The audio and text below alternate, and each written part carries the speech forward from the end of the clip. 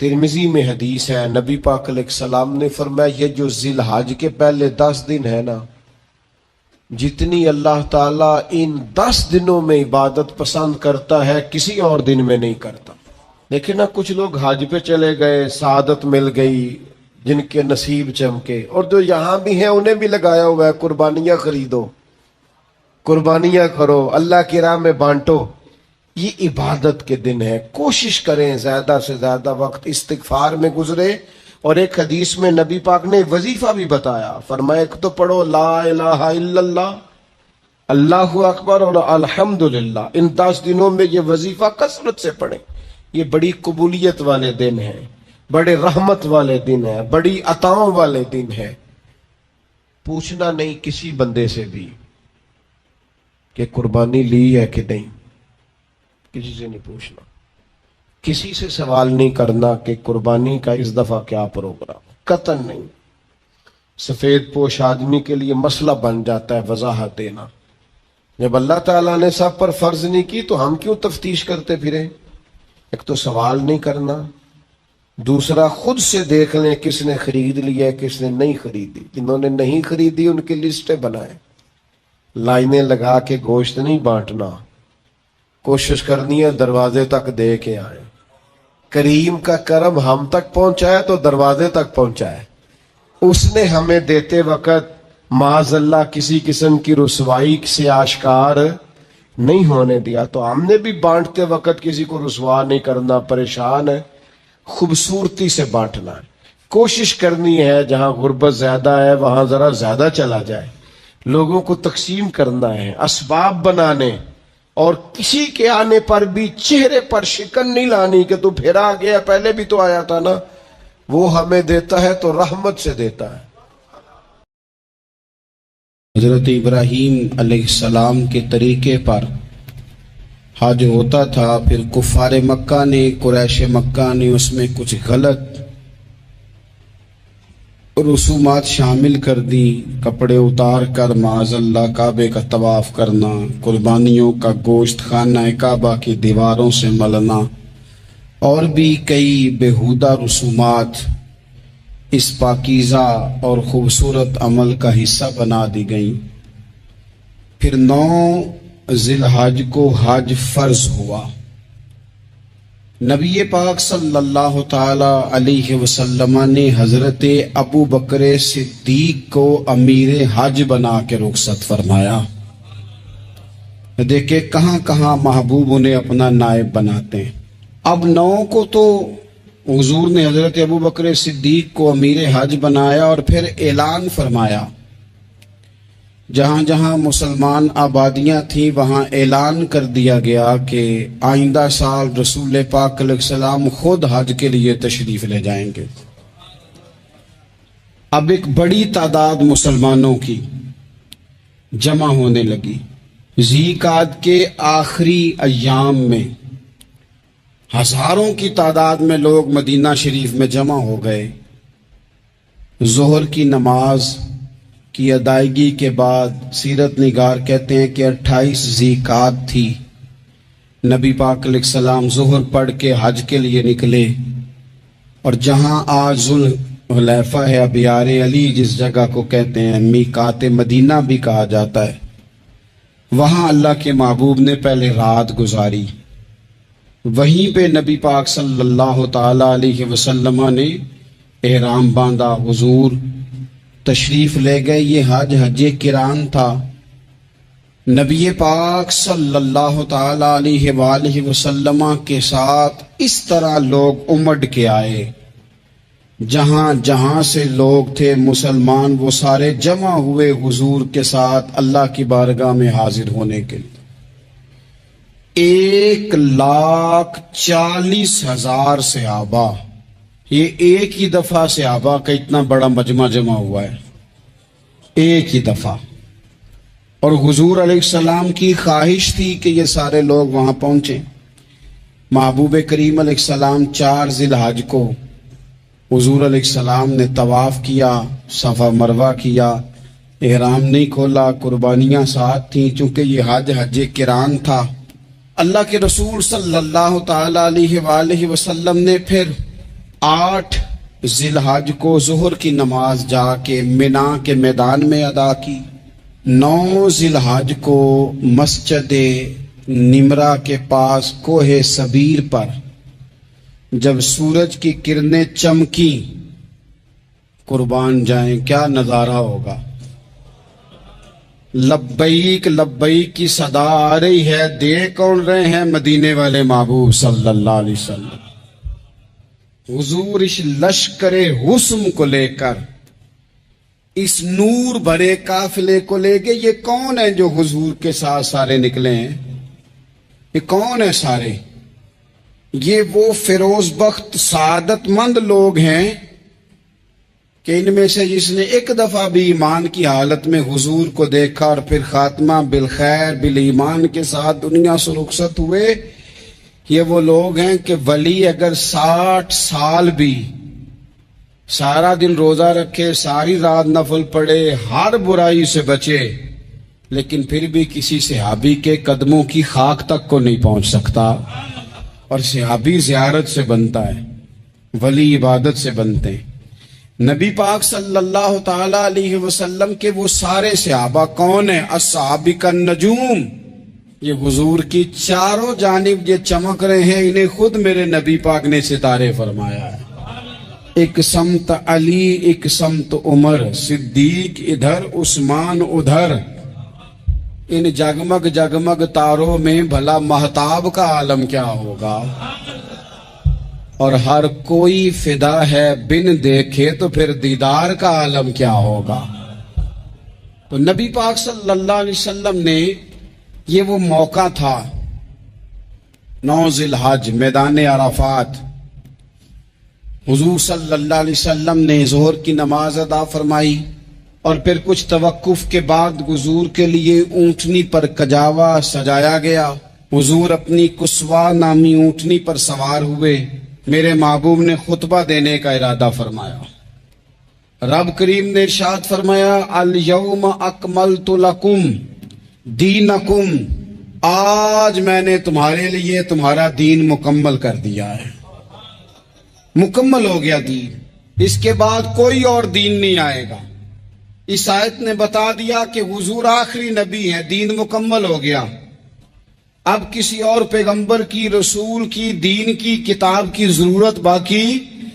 آج میں نے تمہارے لیے تمہارا دین مکمل کر دیا. اور کیا خوبصورت لفظ ہیں قرآن پاک میں فرمایا، وَأَتْمَمْتُ عَلَيْكُمْ نِعْمَتِي، اور آج میں نے تم پر اپنی نعمتیں تمام کر دی ہیں، نعمتیں مکمل کر دی. وَرَضِيتُ لَكُمُ الْإِسْلَامَ دِينًا، اور اللہ فرماتے ہیں میں نے تمہارے لیے دین اسلام کو پسند کیا ہے. یہ میری رضا ہے، یہ دین اسلام تمہارے لیے پسند کیا ہے. کوئی بندہ ساری زندگی مخلوق کی خدمت کرے، ساری زندگی رستوں سے کانٹے اٹھائے، ساری زندگی خیر کا کام کرے، کسی کو تکلیف نہ دے، لیکن اگر مسلمان نہیں نا، اگر کلمہ نہیں نہ پڑھتا، تو اس کی ساری عمر کی خیر بھی کسی کام کی نہیں. اس لیے کہ رب فرماتا ہے جڑ دین اسلام ہے، جڑ ہوگی تو پھر شاخیں قبول کی جائیں گی نا. تو اگر جڑ ہی سرے سے نہیں ہے تو خیر کرنے کا معنی، کچھ لوگ کفار کی، مشرکین کی تعریف کرتے ہیں کہ جناب بلے بلے اتنے ویلفیئر کام ہو رہے ہیں. تو یاد رکھو سب سے ضروری جڑ ہے. قرآن پاک میں رب تعالیٰ نے منافقین، مشرکین اور کفار کے اعمال کی بنیاد اس طرح کی بتائی ہے کہ جس طرح پتھر پر تھوڑی گرد پڑ جائے، ذرا ہوا کا جھونکا ہے یا بارش آئے تو پتھر صاف کا صاف ہو جاتا ہے. ان کے اعمال اس طرح کے ہیں. اس خیر کا کیا مطلب کہ جس خیر میں ایمان ہی شامل نہیں. جب تک بندہ مومن نہ ہو اس کا کوئی عمل بھی اللہ کی بارگاہ میں قابل قبول نہیں ہوتا. یہ آیت نازل ہو گئی، فرمایا دین مکمل ہو گیا. او میرے بھائیو، خدا را سوچو، کوئی شے مکمل نہیں دنیا میں، کوئی شے بھی. کروڑوں کا مکان بنا لو پھر بھی کوئی نہ کوئی نقص نکل ہی آتا ہے. کوئی دنیا میں شے مکمل ہے ہی نہیں. اگر کوئی شے مکمل ہے تو وہ مدینے والے رسول کا دین مکمل ہے. मुकम्मल, जब हम कहते हैं ना मुकम्मल दीन, तो लोग समझते हैं तो शायद सादी सी बात है। ये वो वाली बात है जो दुनिया में कहीं नहीं पाई जाती।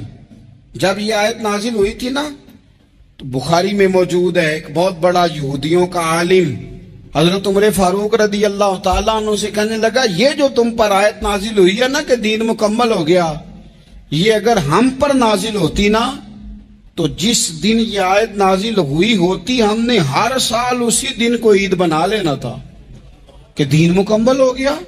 अल-यौम अकमलतु लकुम दीनकुम, दीन मुकम्मल हो गया। हम तो ईद बना लेते। तो हजरत उमर कहने लगे, हम पर भी बड़ा फजल है।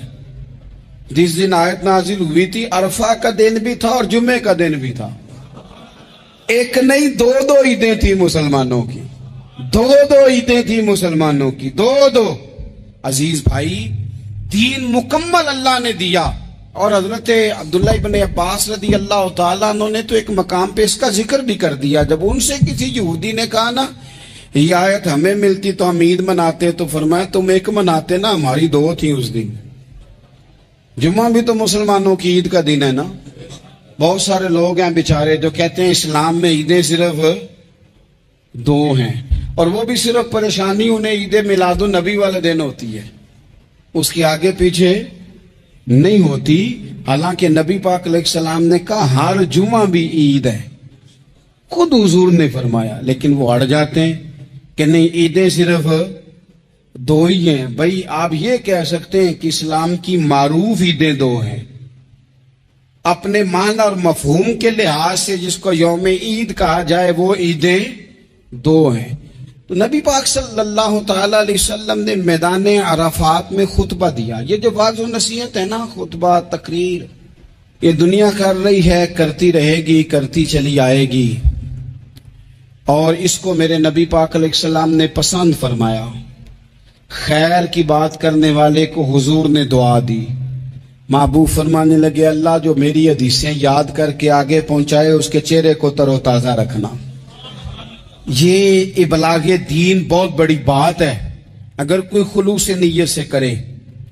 लेकिन कायनात अर्जी में वो जो हुजूर का खुतबा हज्जतुल विदा है, वो दस्तूर है, वो मंशूर है।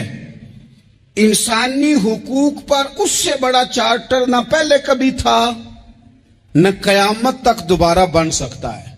इसको खुतबा हज्जतुल विदा क्यों कहते हैं? एक तो मतलब ये कि हुजूर ने यही आखिरी आज किया, और दूसरी बात ये थी कि इस खुतबे के थोड़े ही अरसे बाद मेरे नबी पाक ने विसाले ज़ाहिरी फरमाया।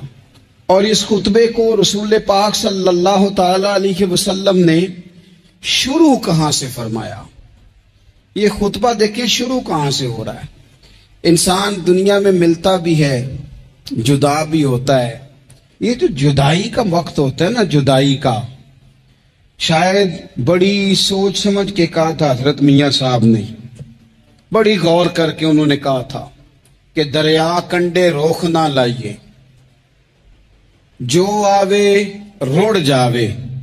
आप मैदान में दरख्त लगाते हैं तो कभी फल गिरता है तो जमीन पे गिरता है, उठा लेते हैं। अगर दरिया के किनारे हो तो वो तो दरिया में गिरेगा और रुड़ जाएगा, चला गया, बह गया। फरमाने लगे दरिया कंडे रोख ना लाइए, जो आवे रुड़ जावे, ते परदेसी नाल ना यारी लाइए। उदा जदों दिल करे टुर जावे, वो तो चला जाता है। ये खुतबा शुरू कहां से हो रहा है? यानी अभी आगाज़े कलाम है, बात आगे आएगी। आगाज़े कलाम है। मैं कह चुका हूं, वली शायद इबादत करके बने, तकवा इख्तियार करके बने। वली अल्लाह की हराम करदा हर शय से इज्तनाब करके बने। वो जिसमें शुबा है उससे भी बचे तो फिर वली बने। लेकिन सहाबी तो हुजूर की ज़ियारत से बनता है ना, नबी पाक की ज़ियारत से बनता है। और सहाबा तो वो सहाबा थे जिनकी हर सुबह ईद होती थी, खुदा का कुर्ब हासिल था, नबी की दीद होती थी।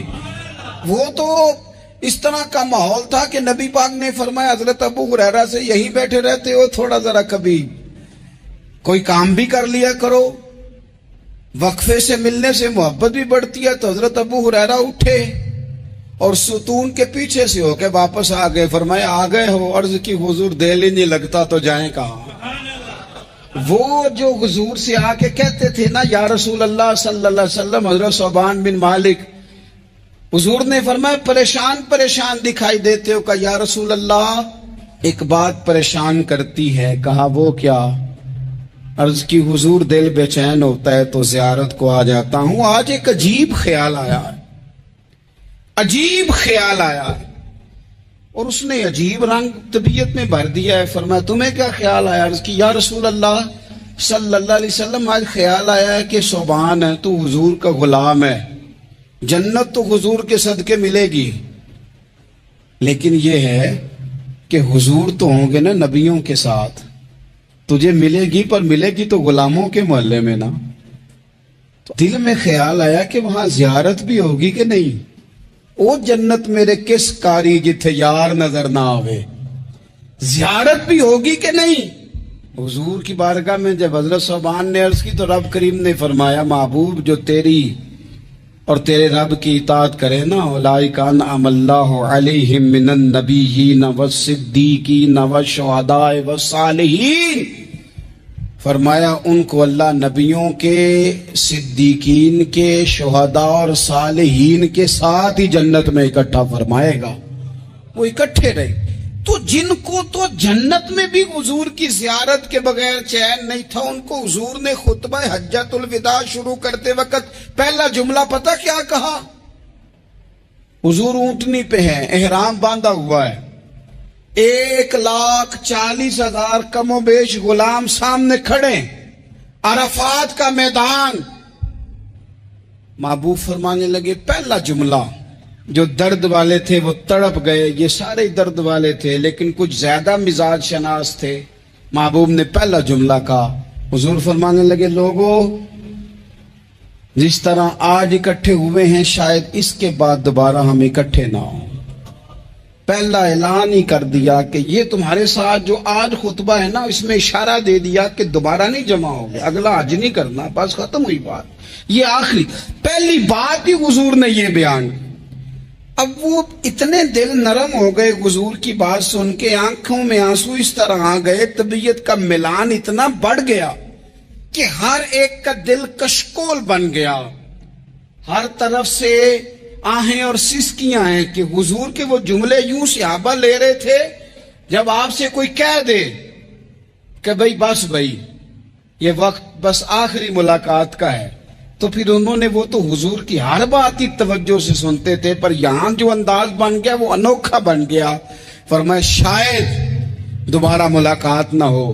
پھر میرے کریم محبوب صلی اللہ تعالی علیہ وسلم نے فرمایا جس طرح تمہارے لیے یہ شہر حرمت والا ہے، مکہ حرمت والا ہے نا، ایک نیکی کرو تو مکے میں 1,00,000 کا ثواب، حرم مکہ میں ایک گناہ کرو تو وہ بھی 1,00,000 لکھا جاتا ہے. حرمت والا ہے، بڑی عزت والا ہے.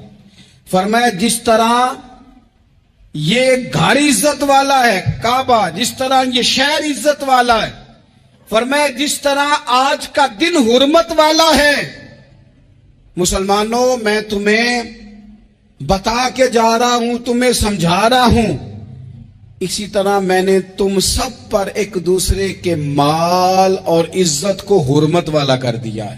اور صحابہ کو نا حضور نے پہلے یہ سبق پورا حضور نے پوچھا، یہ بھی ذرا کمال ہے، یہ بخاری مسلم کی حدیث ہے. حضور نے صحابہ سے پوچھا 9 ذی الحجہ ہے، جمعے کا دن ہے، ذی الحج کا مہینہ ہے، سب کو پتہ ہے، لیکن نا آپ جمعہ پڑھنے ہیں تو میں آپ سے کہوں کہ آج آپ کون سا دن ہے تو آپ کہیں کہ جناب جمعہ ہے، عجیب آدمی ہے جمعہ پڑھا رہے ہو. لیکن جو صحابہ کا انداز ہے وہ اور ہے. حضور نے پوچھا آج یہ کون سا مہینہ ہے؟ یہ ادب ہے، یہ مقام ہے، یہ وہ مقام ہے جہاں بہت سارے صرف عقل والے بندے جو ہوتے ہیں نا وہ بیچارے گرتے پھڑتے ہیں، کہتے ہیں جی بات آتی ہو تو بتانی چاہیے، کیا بات ہوئی جی بندہ بولے ہی نا، یہ کیا بات. لیکن کچھ لوگ ایسے ہیں جن کا دھارا ادب کچھ اور ہوتا ہے، انہیں ڈھیروں باتیں بھی آتی ہوں تو ہر جگہ بات کرنے کی نہیں ہوتی، سب جگہ کہانیاں سنانے کی نہیں ہوتی. حضور نے فرمایا کون سا مہینہ ہے؟ قربان جائیں. بھیا کو زبان ہو کے کہنے لگے واللہ و رسولہ عالم, اللہ جانے اللہ کا رسول جانے. سانو تے قید سجن دا گہنا ہے, او جنج رکھے اسا اونج رہنا ہے, ہمیں کیا پتا. پوچھا کسی نے, لکھا ہے صوفیاء نے, کسی نے پوچھا اوے تمہیں پتہ نہیں, کہنے لگے چپ کر, ہمیں کیا پتا کون سا مہینہ ہے. تو حضور نے فرمایا آج تاریخ کون سی ہے؟ بھائی صاحب کو پتا تھا نا 9 ذی الحج کو ہی حج ہوتا ہے. کون سی تاریخ ہے؟ کہا واللہ و رسولہ عالم, اللہ جانے اللہ کا رسول جانے. قربان جائیں. حضور نے پوچھا دن کون سا ہے؟ سب کو پتا ہے جمعہ ہے. کہنے لگے واللہ و رسولہ عالم, اللہ جانے اور اللہ کا. او صحابہ بتا کیوں نہیں رہے؟ تو اہل محبت کہتے ہیں صحابہ کا جواب یہ تھا ہمیں کوئی مہینوں سے غرض ہے, ہمیں کوئی دن سے غرض ہے, ہمیں کوئی تاریخ سے غرض ہے. حاجیو آؤ شہنشاہ کا روضہ دیکھو, کعبہ تو دیکھ چکے, کعبے کا بھی کعبہ دیکھو. ہمیں تو محبوب سے غرض ہے. مہینہ تھا ذی الحج کا, اگر حضور کہہ دیتے ذی الحج نہیں ذی قعدہ ہے تو ہم نے ذی قعدہ ہی بنا لینا تھا. تاریخ تھی 9, اگر حضور فرما دیتے 11 ہے تو ہم نے 11 ہی بنا لینی تھی. دن تھا جمعے کا, اگر حضور کہتے پیر ہے تو ہمیں کیا لگے, ہمیں تو محبوب کی رضا چاہیے. آپ دیکھیں نا, ایک صحابی کے ہاتھ ذرا لمبے تھے تو حضور نے فرمایا یا ذوالیدین, او لمبے ہاتھوں والے. ان سے کوئی پوچھتا نام کیا ہے تو کہتے میرا نام ہے 2 ہاتھوں والا. او بھئی میرے بھی 2 ہیں, تم کیوں 2 ہاتھوں والا؟ کہنے لگے یہ نہیں مجھے پتا, مجھے نبی پاک نے کہا 2 ہاتھوں والا. تو ٹھیک ہو گئی جو حضور نے نام رکھ دیا. تو حضور سید عالم نے پوچھا, پھر حضور نے حرمت یاد کرائی. فرمایا یاد رکھو یہ دن بھی بڑی عزت والا ہے, جمعے کا ہے. یہ مہینہ بھی بڑی حرمت والا ہے, ذی الحج کا ہے. یہ تاریخ بھی بڑی حرمت والی ہے.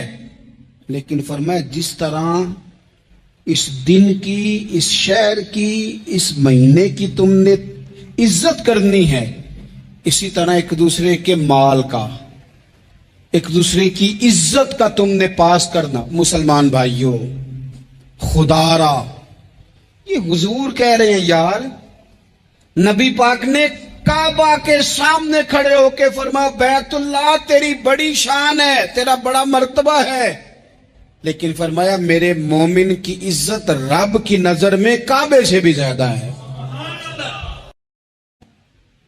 کہ اپنی ساری کمزوریوں سمیت اپنے آپ سے پیار ہے, اپنے آپ سے محبت ہے, اور دوسرے کی ایک کا پتہ چل جائے تو ہمیں گھن آنے لگ جاتی. تو حضور نے خطبہ حجت الوداع کے موقع پر یہ بات ارشاد فرمائی. دوسرا حضور نے فرمایا لوگوں یاد رکھنا کہ خطبہ حجت الوداع میں نبی پاک نے فرمایا, یہ حضور خطبہ دے رہے ہیں, اور اس وقت دے رہے ہیں جب حضور صحابہ کو بتا چکے ہیں کہ یہ آخری ملاقات ہے. جو دور دراز سے آئے ہیں ان کو بتایا ہے کہ یہ میری تمہاری جو مجلس ہے, جو محفل ہے, جو تم سے بات ہو رہی ہے, یہ آخری ہے. محبوب فرمانے لگے لوگوں یاد رکھنا قیامت قائم ہوگی. ان جملوں کا حسن ملاحظہ کر لیں. فرمایا قیامت قائم ہوگی, تم اپنے رب سے ملاقات کرو گے, اور فرمایا تمہارا رب تم سے تمہارے اعمال کے بارے میں پوچھے گا. یہ خطبہ حجت الوداع میں کریم نے فرمایا. صبح تم اٹھے, کیا عمل کیا, اللہ پوچھے گا. کسی سے ملاقات ہوئی, طرز کیا تھی, سوچ کیا تھی, اللہ پوچھے گا.